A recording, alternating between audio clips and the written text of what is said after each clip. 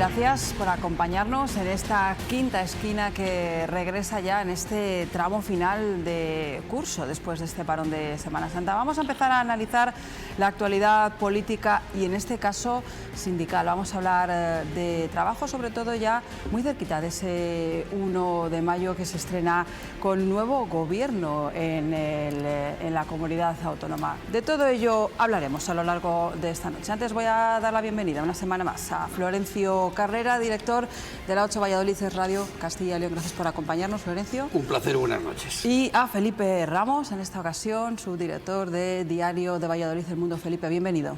Buenas noches, muchas gracias. Y damos ya la bienvenida a nuestro invitado de esta noche, Faustino Temprano, es secretario general de UGT en Castilla y León. Buenas noches, bienvenido. Pues buenas noches y muchas gracias. Bueno, es el primer invitado que viene después de que se haya conformado finalmente, ha costado un poco, ese nuevo gobierno regional. Yo no sé si tienen pendiente ya o han pedido ya alguna reunión con el nuevo Ejecutivo.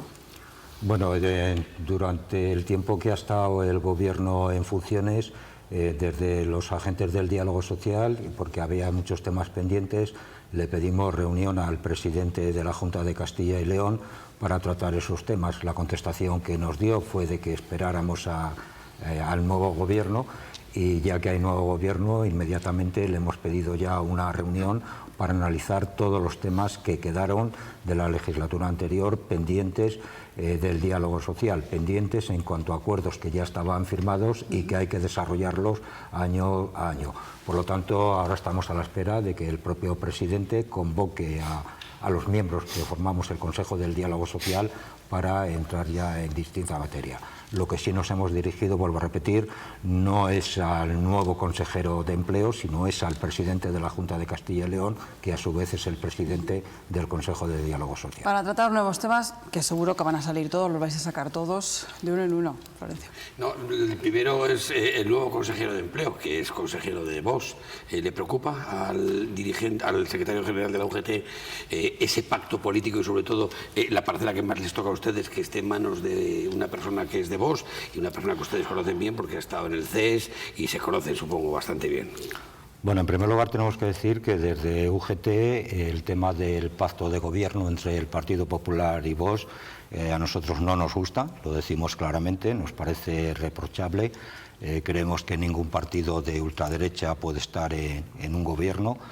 Creemos de que la democracia hay que trabajarla día a día y una de las formas de trabajarla es que la ultraderecha no llegue al gobierno, pero decimos que no nos gusta que esté en el gobierno por sus planteamientos que distan mucho de los planteamientos que defiende en estos momentos y siempre ha defendido el sindicato de la Unión General de Trabajadores.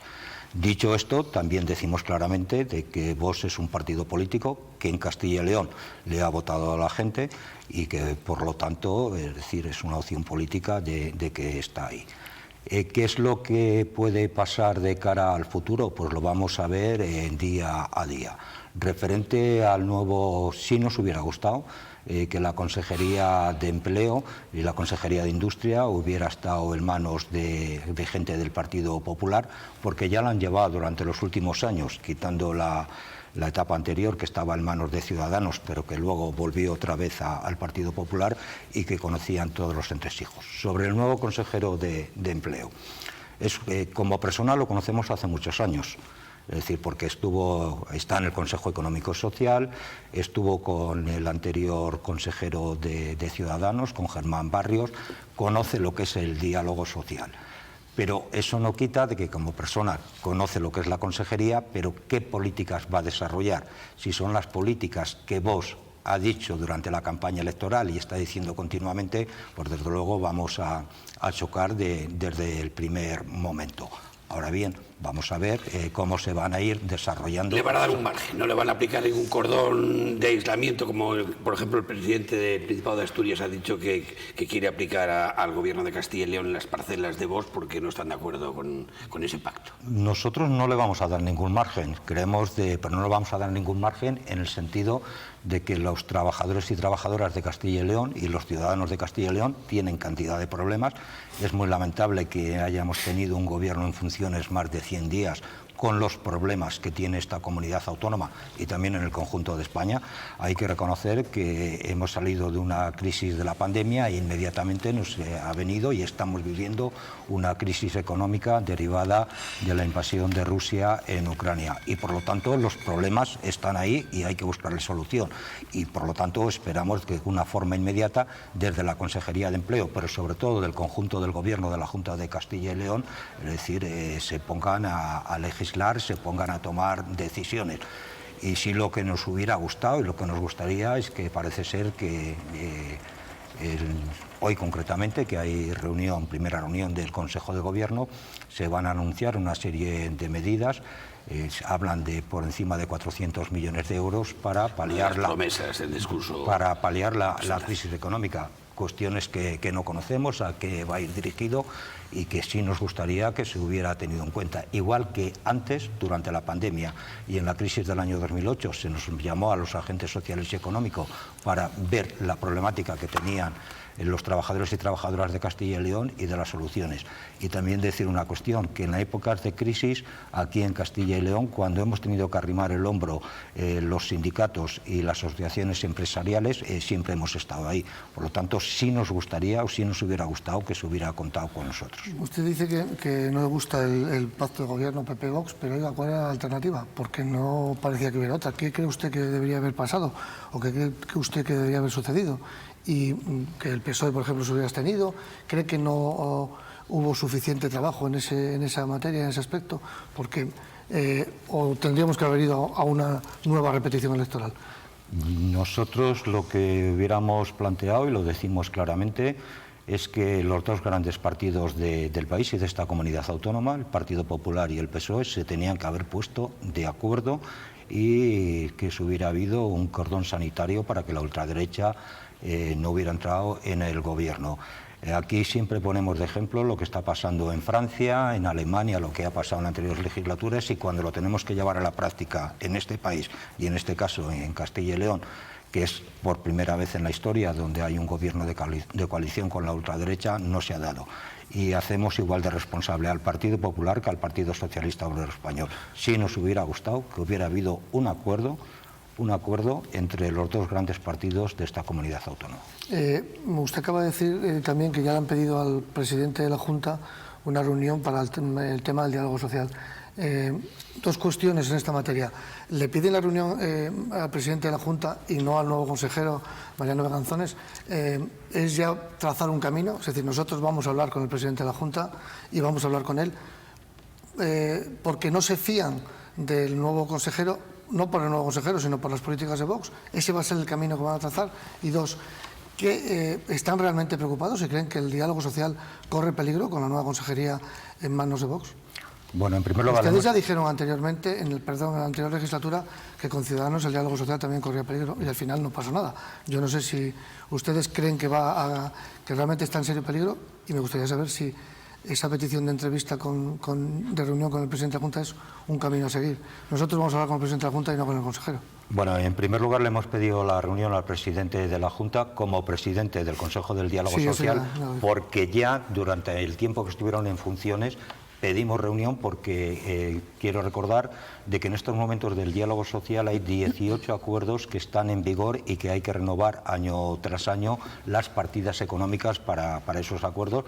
Y lo que es lamentable es que estamos a finales de abril y todavía para el ejercicio 2022 no sabemos qué presupuestos económicos van a tener. Sobre todo la partida que más nos preocupa, que es lo que se llama el PAFECIL, que son las políticas de empleo a desarrollar durante el ejercicio 2022 y que tenían que estar firmadas ya, y por parte del presidente se nos contestó de que al día siguiente de que tomara posesión retomaba los temas. Por eso la cara. Referente al consejero, el consejero es miembro del Consejo del Diálogo Social y a su vez es presidente de la Comisión Permanente del Diálogo Social. Por lo tanto, independientemente de la reunión al presidente, también al consejero como presidente de la Comisión Permanente del Diálogo Social, que no nos olvidemos de una cuestión, de que los temas no se negocian directamente con el presidente de la Junta de Castilla y León, es decir, se negocian con la Consejería de Empleo, con la Comisión Permanente, que a su vez llega a acuerdos o no llega a acuerdos y luego pasan al presidente. Señor Temprano. Referente... Perdón, siga. Sí, referente a lo que hablabas del diálogo social. ¿Tenemos preocupación? Sí, pero tenemos preocupación por lo que ha dicho Vox durante toda la campaña electoral. Últimamente parece que no lo está diciendo, pero durante toda la campaña electoral ha dicho dos cuestiones. En primer lugar, que los sindicatos de clase, Comisiones Obreras y UGT, no lo ha dicho de otros sindicatos, se ha referido de UGT y Comisiones Obreras, ha dicho claramente que tenemos que desaparecer. Inclusive ha habido declaraciones bastante fuertes en el sentido de que sí, si nos tenían que llevar a la cárcel y que le van a quitar las subvenciones. Y que nos van a quitar las subvenciones. ¿Le preocupa, de las subvenciones ¿le preocupa más eso o que el fin del diálogo social? Nos preocupa más el diálogo social. Y pero por lo tanto ellos han dicho que... Una pregunta, ¿pero por qué le preocupa el diálogo social si el presidente de la Junta ha dicho claramente, y lo ha dicho también públicamente, que el diálogo social es una seña de identidad de Castilla y León y que no está en riesgo? Bueno, ¿Por qué les preocupa? Pues nos preocupa porque... Si usted mismo dice que es el... Su palabra, ¿sí? y cuando usted mismo dice que es el que preside el diálogo social. Sí. Entiendo que por encima del presidente no va a estar el vicepresidente. Vamos a ver, el tema del diálogo social en Castilla y León es una seña de identidad, está en el Estatuto de Autonomía y si se le quiere quitar tiene que ser por ley, cambiando la ley dentro del propio, dentro de las propias Cortes de Castilla y León. Pero una cuestión es que diga que se apuesta por el diálogo social y otra cuestión es qué es lo que va a pasar con el diálogo social. Se puede seguir apostando por el diálogo social, pero si se le quita el contenido del diálogo social, en la práctica y en la realidad no vale para nada. ¿Qué es lo que nos pasó la vez anterior con Ciudadanos? Y hay que decirlo claramente, en la época anterior, durante el pacto del Partido Popular con Ciudadanos, por parte de Ciudadanos se intentó deslegitimar el diálogo social. Y pongo tres ejemplos claros. Se intentó cambiar la ley, dando participación a otros agentes sociales y económicos, cuestión que no se consiguió, y por otro lado, en temas concretitos que afectaban a los trabajadores fundamentalmente, intentaron deslegitimarlo. Me estoy refiriendo al SERLA, en Castilla y León, donde tenía que estar ya en funcionamiento en las 9 capitales de provincias y en el Bierzo, y solamente está en Valladolid. Se le quitó el presupuesto al SERLA de Valladolid. El SERLA de Valladolid ha vuelto a tener presupuesto cuando el gobierno llegó en funciones, y si hablamos de los ERTES en Castilla y León, de lo que se firmaba con Ciudadanos a la aplicación, luego el dinero nunca aparecía y siempre sobraba. Quiero recordaros de que siempre para los ERTES, cuando más se necesitaba, era cuando más dinero la Consejería de Empleo devolvía. No sé si es bueno matizar, señor Temprano, que todo eso coincide con el cambio del consejero a la consejera. En la etapa de Germán Barrios no fue así, ¿no? Efectivamente. Coincide el cambio de Germán Barrios, que se va, cansado del entonces todopoderoso Francisco Igea, y viene Ana Carlota Amigo. Efectivamente. Por matizarlo para situar un poco ese cambio.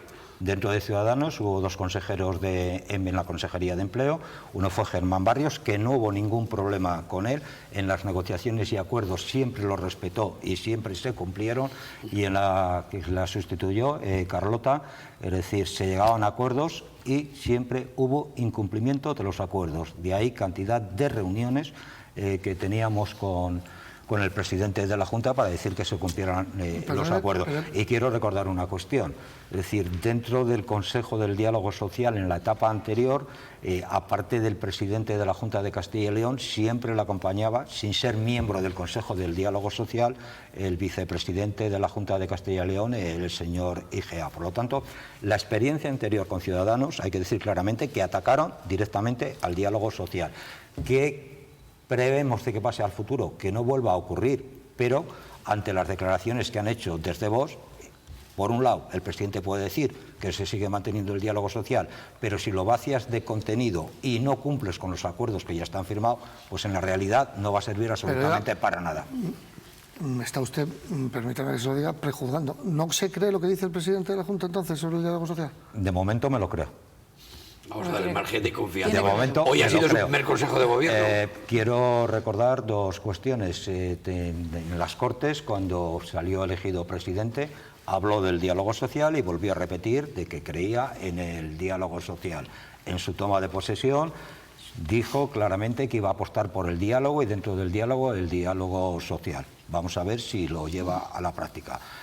y se va a ver de una forma inmediata, es decir, ya le hemos pedido, firmado tanto por Santiago Aparicio como en representación de la CUE de Castilla y León, Vicente Andrés en representación de comisiones y yo personalmente en representación de UGT, que nos convoque. Porque vuelvo a repetir, hay 18 acuerdos que están firmados del diálogo social y que se tienen que cumplir. Y dentro de los 18 acuerdos, lo que más nos preocupa para el ejercicio 2022 son los planes de empleo de la Junta de Castilla y León, y que además va relacionado con los fondos de la Unión Europea de Resiliencia que tienen que venir y que hay que poner en marcha dentro de Castilla y León, que por cierto no se ha puesto en marcha ninguno. Y una pregunta, ¿usted ve que se pueden cerrar esos acuerdos, esos 18 acuerdos, y se pueden cumplir esos 18 acuerdos, y se pueden cumplir los fondos europeos con el anuncio que hizo el presidente el otro día, después de su toma de posesión, cuando anunció el nuevo gobierno, que su idea era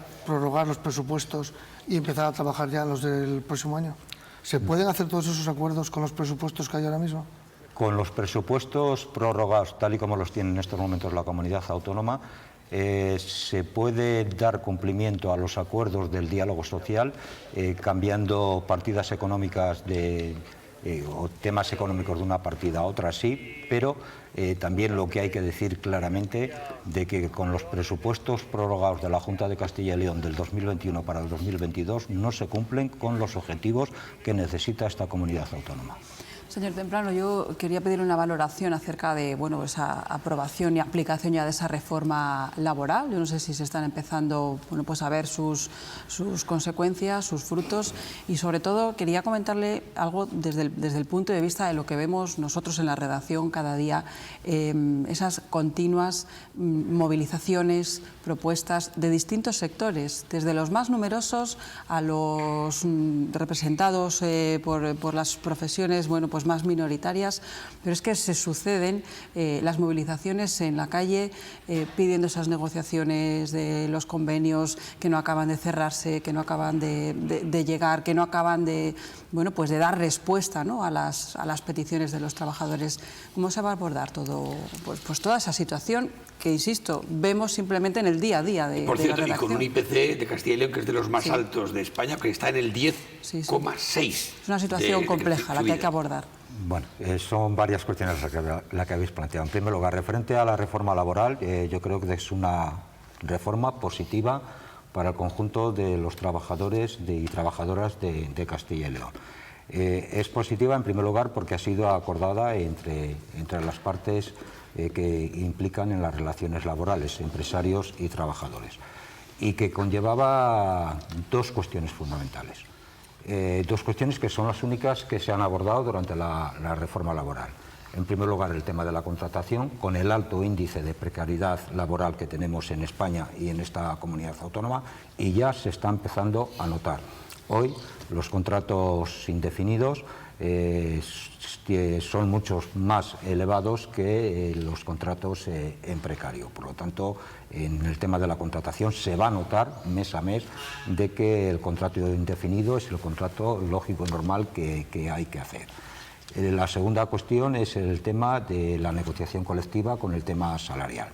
Dentro de la negociación colectiva, lo que se ha determinado es que el convenio colectivo siga vigente hasta que sea sustituido por otro convenio colectivo, lo que se determina el tema de la ultraactividad. Pero ¿cuál es el grave problema que seguimos teniendo en este país? Es el tema salarial.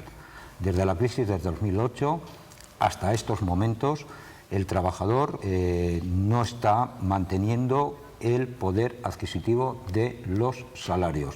No ha ganado, inclusive en muchos de los casos, por la pandemia, la crisis económica del 2008 y la crisis actual, lo único que se están produciendo son mantenimiento o bajada de los salarios. El grave problema que tiene este país y que tiene esta comunidad autónoma, más esta comunidad autónoma que está por debajo, es de que el trabajador está perdiendo poder adquisitivo. Y si eso lo unimos con el índice de precios al consumo, pues desde luego mucho más. Nosotros, y lo hemos dicho claramente, no nos preocupa tanto, y es lo que le estamos demandando a los empresarios en el acuerdo estatal de negociación colectiva. el tanto por ciento de subida salarial, que pueda ser un 3, un 5, un 6%, como la cláusula de revisión salarial. Queremos que todos los convenios colectivos tengan una cláusula de revisión salarial de acuerdo al índice de precios al consumo, para que el trabajador no es que gane poder adquisitivo, sino que no pierda poder adquisitivo. Está abierta la mesa de negociación. Nos gustaría que se pactara dentro del acuerdo estatal de negociación colectiva, pero si no es posible, iremos convenio a convenio y desde luego va a haber conflictividad si por parte de los empresarios no quieren mantener el poder adquisitivo de los trabajadores.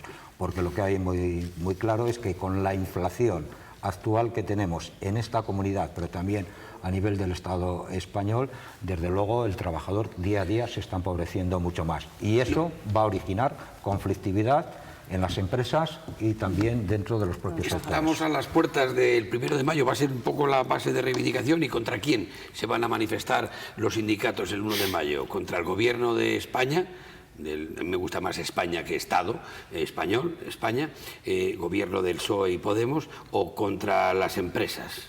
¿Cuál va a ser el leitmotiv del 1 de mayo? Y ya para terminar, otra pregunta más. ¿No teme encontrarse solos como la última manifestación que hicieron en Madrid con el tema de toda la crisis que tenemos, la invasión de Rusia en Ucrania? ¿Encontrarse muy solos o espera un 1 de mayo potente y con los trabajadores en la calle? Bueno, empezando por último, esperamos un 1 de mayo que sea potente con los trabajadores en la calle. Hay que tener presente que el año pasado hicimos un 1 de mayo, no hicimos manifestación, hicimos concentraciones en las distintas capitales de provincia de Castilla y León debido a la pandemia. El año anterior tampoco hubo manifestación, por lo tanto a la normalidad absoluta se vuelve en el año 2022. Por lo tanto esperamos que la gente salga a la calle, sabiendo de que es un día malo, que cae en domingo, de que hay puente y que habrá mucha gente que se ¿Y contra quién se van a manifestar? Nuestro lema, nosotros en el año 2022, nuestro lema es el tema de los salarios. Es decir, tiene que haber una redistribución justa de la riqueza.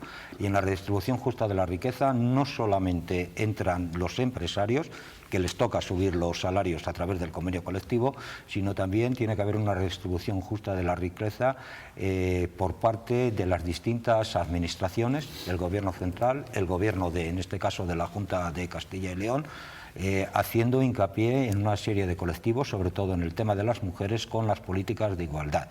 Es verdad que con la subida del salario mínimo interprofesional la brecha salarial se ha acercado bastante, pero todavía sigue habiendo discriminación en políticas salariales y en políticas de igualdad. Eso no se lograría, por ejemplo, con una bajada de impuestos, una bajada del tramo de IRPF. ¿Qué propone el PP? ¿A ustedes eso no les convence? No, es decir, nosotros, y lo explicamos claramente, es decir... ¿No le convence ni siquiera la bajada del IRPF en el tramo autonómico en la primera parte que afectaría al 1 millón de contribuyentes de Castilla y León? En primer lugar, nosotros no somos partidarios de la bajada de impuestos, y menos como propone en estos momentos el Partido Popular, de una forma coyuntural y no de una forma estructural. Porque para nosotros hay dos elementos fundamentales. Uno es el mantenimiento del estado del bienestar. Y para mantener el estado del bienestar hay que pagar, hay que sacar dinero. Y el dinero se saca de los impuestos. Lo que no se puede hacer es bajar impuestos y a la vez debilitar el sistema sanitario público, el sistema educativo público y los servicios sociales públicos. No casa bajar impuestos con mantener el estado del bienestar. Segunda cuestión. Creemos de que cuando hay una bajada generalizada de impuestos, a los que más perjudicados siempre son los trabajadores y trabajadoras y las clases sociales más débiles. Creemos de que lo que se necesitaría que se bajaran, cuando hablamos del tramo del IRPF, a los que verdaderamente los necesitan, porque cuando hablamos con carácter general siempre salen beneficiados los mismos. Y nosotros lo que planteamos es que sí, lo que necesita este país, y eso lo decimos claramente, es una nueva ley impositiva donde el que más tiene más pague y el que menos tiene menos pague.